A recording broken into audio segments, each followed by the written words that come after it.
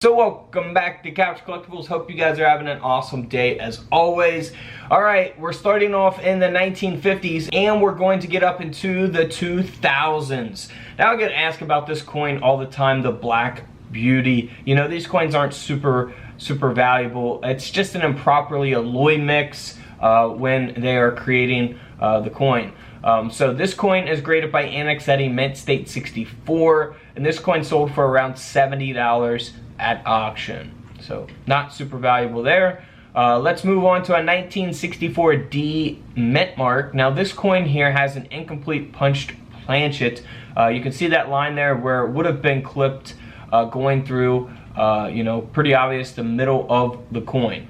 It also does have a pretty small clip there at the top of the coin as well. And this coin is graded at an AU 55, so it's not like a high mint state graded coin or anything, but the coin did sell for $180. Now here is a 1964 Jefferson Nickel. Looks very normal on the obverse of the coin, but as we flip the coin over, here on the reverse at the bottom of the coin, you'll see that it has been struck through. So that is a mint error. The coin is graded by NGC, and this nickel ended up selling for $55 at auction. Now this next coin here is super rare and valuable. We talk about these in a lot of my videos. You'll see the design of both the nickel and the penny here because it's a 1968 Jefferson Nickel design that was overstruck onto a 1968 penny. So super rare mint error there. The coin sold for $3,600, over a $3,000 coin. Alright, here is a 1971 D mint mark Jefferson Nickel that has a misplaced mint mark.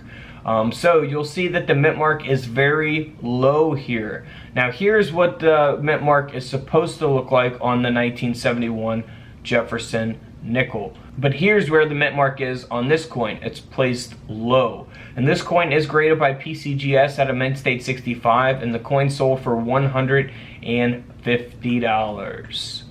Now here is another example of that. We have a 1971 D mint mark with that low mint mark placement there. This coin sold for $160. Moving right along to a 1973, what was supposed to be a 1973 Jefferson Nickel, where the design of the Jefferson Nickel was actually struck onto a Philippines 5 centimos planchet.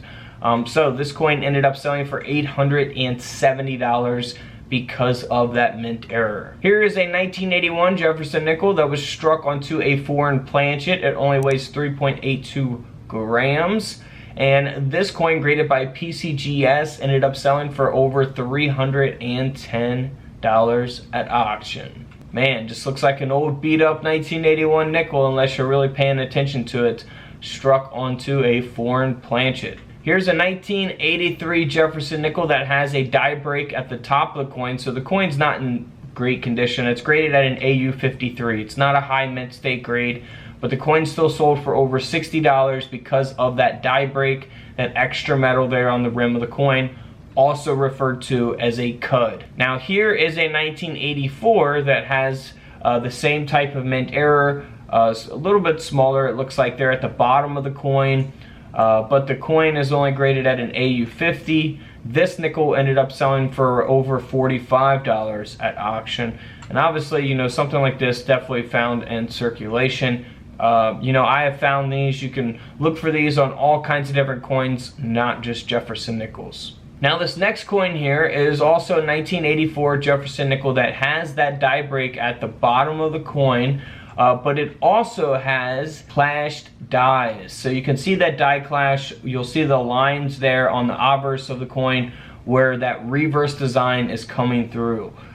So that is a die clash, and then here on the reverse of the coin you'll see the outline of Jefferson's head from the obverse design of the coin. Yeah, so you got a couple different errors going on for this coin, and that's what will give it some value. This coin sold for $160. Now here's a 1989 Jefferson Nickel that has a partial collar here.